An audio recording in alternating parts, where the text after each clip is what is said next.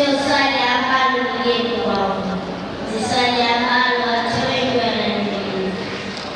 Kwa bahati nzuri, mimi ni kiongozi wa kitaifa na almost nusu ya Tanzania ama Tanzania nzima inajua kuwa Atka ni kiongozi.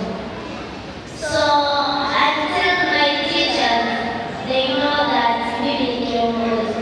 Kwa hivyo wamekaa na kufikiria, wakaamua kunipa extra time of lessons.